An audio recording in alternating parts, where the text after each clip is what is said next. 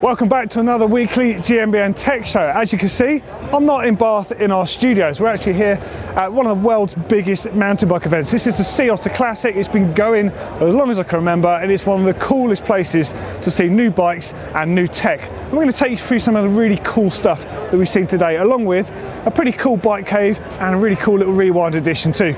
Come and check it out.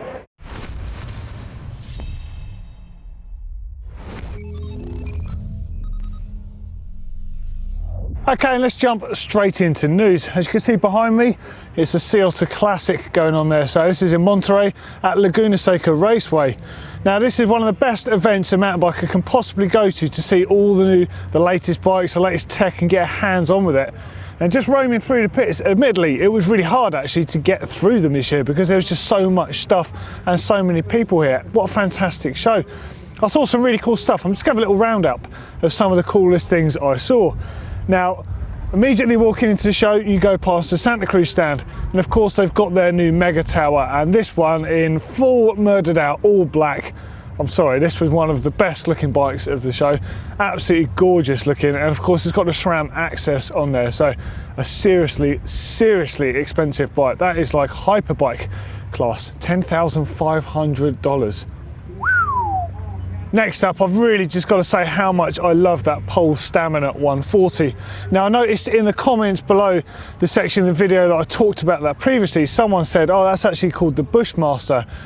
Technically you're correct, but that was the old name, it's the previous name. It's now known as the Stamina 140, and the reason for that is the Bushmaster name was just a little bit too similar, a bit close for comfort to some other brands on the market. So to save confusion, they kept the Stamina 160, 180 with the Stamina 140. So that one is the Stamina 140. CNC machine from big lumps of aluminium, just beautifully done with absolutely amazing geometry on there. Of course, I'm always going to love a bike that's got 520 reach on the XL. It's bonded together, just fantastic. I really must try one at some point. Just keen to see how they feel. I hear the suspension works really well on them, and of course the geometry, it looks pretty good to me. Next up, really, I've got to say the Trust Message fork, or Trust the Message fork. What a bizarre contraption. Now this thing is incredibly stiff, and it uses a trailing link design. Now in the past we've seen forks of leading link designs. You see them on motorbikes. The Lorwell leader fork was a leading link design, and it had a shock housed on the top of it, sat in front of the head tube. But this trailing link design kind of shares similarities, I guess, with some of the really older forks you saw out there, like the Gervin and stuff. But this one has some very different features to it. Because of the way it works, it doesn't work or suffer from what telescopic forks do in terms of geometry change. So it offers 130mm travel, it suits both 27.5 and 29-inch wheels, and there's no problem with the offset being an issue like you would think with 29-inch wheel forks and 27.5-inch forks, because it's not a telescopic fork. It's not subject to basically the trail measurement and the offset changing as the fork compresses. Absolutely bizarre thing for me to get my head around. I'm going to call one in, I want to have a ride on it and trying to figure it out a bit, and we'll do something a bit more in depth further down the line.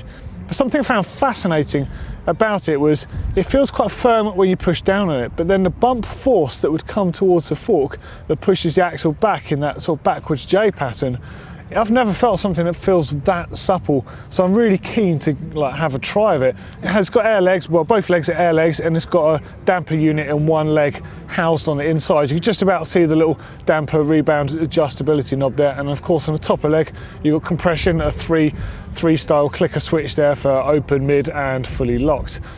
What an amazing and a very bizarre looking thing. It's definitely a divider. I'm sure I asked this before, but now I've seen it, I kind of feel like I'm a bit of a fan of it. Let me know what you think. Are you a fan, or is it absolutely disgusting, you don't want to ever see it again? Let us know in those comments below, and also let me know what you want to know about that fork, because I'm going to call one in and I'll tell you all about it. I've got to give a big shout out to the Rotor 13-speed transmission. That is just quite an astonishing piece of kit. So it's a hydraulic setup. It uses like a double tap style shifter on there. Despite having a hydraulic operation, it feels very mechanical, certainly in a very good way. And it's got a few really cool features to it. So one of the first things you're going to think about with a hydraulic transmission is what happens if you break the hose. Well, it has a manual override on there. So if that was to happen to you in a race, you can select the derailleur and move it manually to any position within the drivetrain that you you want it to be in. So you can have a climbing gear, you can have a descending gear, so it's not really going to ruin your ride so much. You know, it's only going to ruin your ride as much as it would breaking a regular cable on a bike. Now it seems quite easy to set up, but a cassette, that's a bit of a masterpiece really. So it's about 60 grams lighter than a SRAM Eagle 12-speed setup, which is miraculous in itself. But the thing that's quite cool is it fits on a Shimano pattern freehub body. Now Rotor also make a 12-speed one, but the 13-speed one uses the same body, but to accommodate it in a normal frame, they move the flanges of the hub over slightly, so the 10 tooth just hangs over the edge of that freehub body. It's kind of smart, and there's other hub options available. We hear that Hope may be doing something, or maybe compatible, and there's going to be some others coming. Again, I'm very keen to try this stuff out because we've tried the SRAM Access now, we've tried the XTR, we've tried the Di2, so I think we need to try the Rotor just to get our heads around it out on the trail, but pretty crazy. Do we need 13 speed? What do you think? 1052 for the win? Let us know in those comments below. Next up, as always, I'm always going to go over to the Yeti stand, and I have the SB130 LR edition. Now this was a slightly beefed up version of the standard 130mm platform. They call it overshock in it, so it's basically got a bigger shock in there, a DPX2 with a piggyback on there. You can still fit a full-size water bottle in there with that piggyback shock in place, and it gives it, I think, 6mm extra travel on the back, which might not sound much, but when you balance it out with a bigger bumped up 160 fork on the front, I think that sounds like a recipe for a lot of fun. And of course it's a Yeti. I don't know what it is, they just flick my switch. Lovely looking bikes. I also got to meet the guys from Gorilla Gravity, which is really cool. They were hanging out at the MRP stand, so I was obviously checking out the MRP shocks, the progressive coil springs. They've got the Ramp Control Pro cartridge, which now accepts those volume spacers on the bottom, so you can do the ramp control and the volume adjustment in the same device, so that's pretty cool.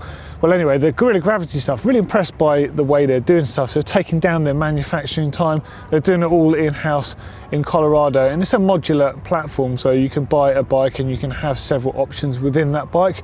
You might want to run 29 on the front, 27.5 on the rear. You might want to run 27.5 front and rear, or 29 front and rear.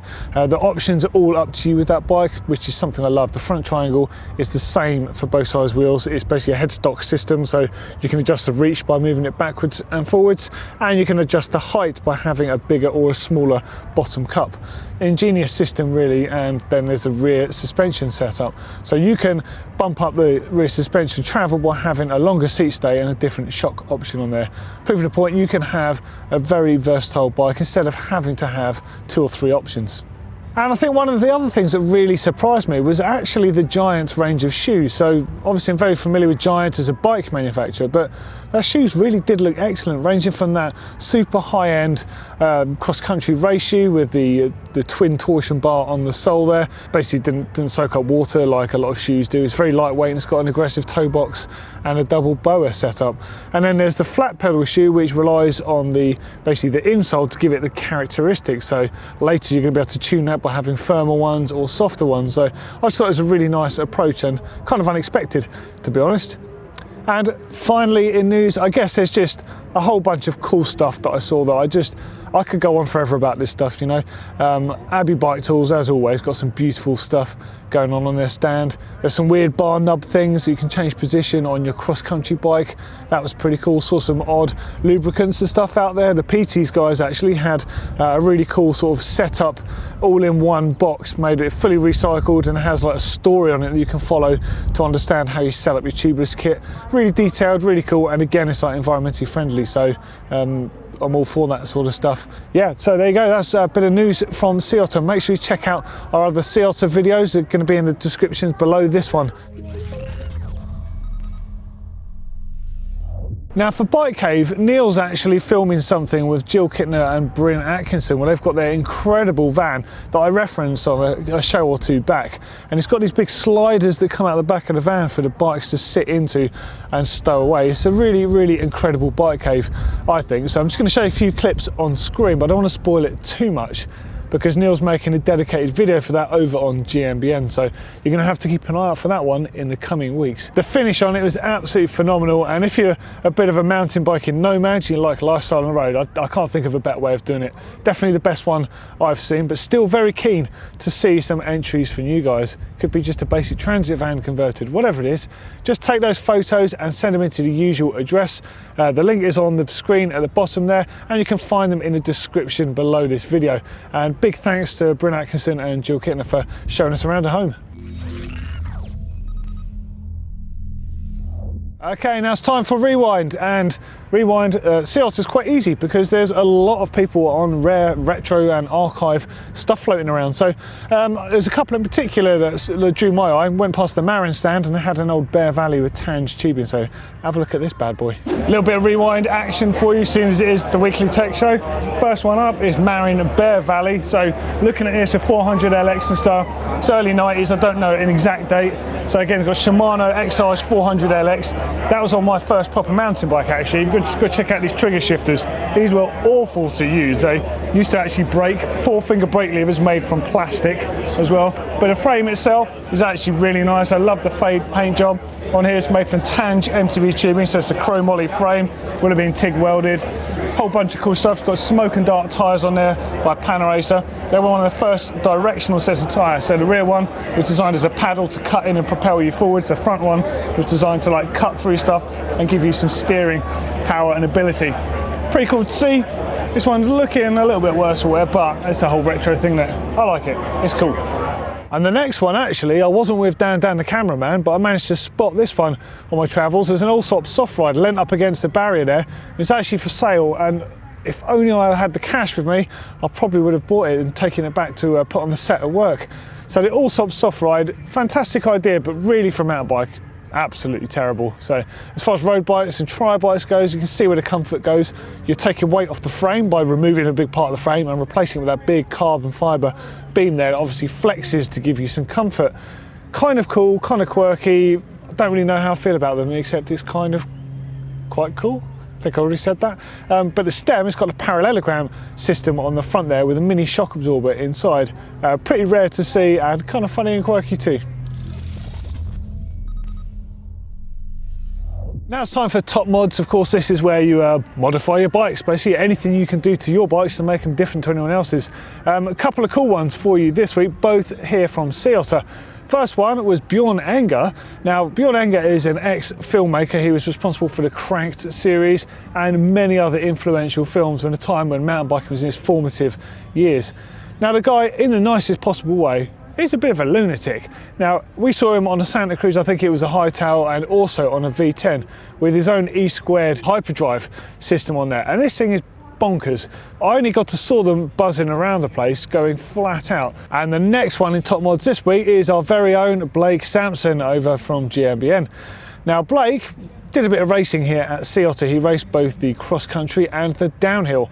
And he was struggling to think how he wanted to do it, because he didn't want to bring too many bikes. So we were like, well, just bring a single bike with you and then change a few bits on it. So he was going through a series of bikes, and he obviously didn't want to race the cross country on the Mega because it's a pretty robust bike, especially the way he has to set it up. He runs he runs rim inserts in there, he runs heavy duty wheels, downhill tyres. You don't want to do a cross country race on that. So I convinced him it was a good idea to on its Nuproof Scout basically. So it's a trail bike with 130mm travel fork on the front. And he essentially had 2 sets of pedals and 2 sets of wheels for the bike, just to slightly alter the setup. Now, Blake actually chose to clip in on the downhill race at the last minute, and I let him set up my pedals for that. And I think purely because racing a hardtail in a downhill race, even as a flat pedal rider, quite chattery, and you risk losing your footing a bit. So that in itself was a bit of a mod for Blake, because he hasn't been riding clips that long to do a downhill race and then comes second in it. I think, wow, fair play, Blake, that's awesome. He obviously had his more heavy-duty DT wheels on there. I think he's got the E1900s and slightly bigger 2.6 B plus tyres from Continental. I think, pretty sure he runs the new Baron tyre on there. Now, with regards to his lighter wheel setup, he's using a set of FSAs, carbon wheels, extremely light SLKs. Really do change the ride dynamic of that bike by just flipping those on there. And he had the much lighter Cross King tyres. And then he also chose to lose a bit more weight off the pedals by putting Crank Brothers Candies on there. Really cool setup. And then, you guessed it, he did pretty well in the cross country as well, which I I don't think we were that surprised, but I think we were surprised did so well. We got 6th, so fair play, Blake. That's really good work and good modding. Well, there we go. That was some of the cool tech I spotted here at Sea Otter, and a few new trends I think that might be coming up too. Let us know what you thought about the things we talked about on the show, and of course don't forget to click through here and it'll take you to other Sea Otter videos. In the meantime, I'm going to go downstairs and help Calvin fix some bikes. What a dude.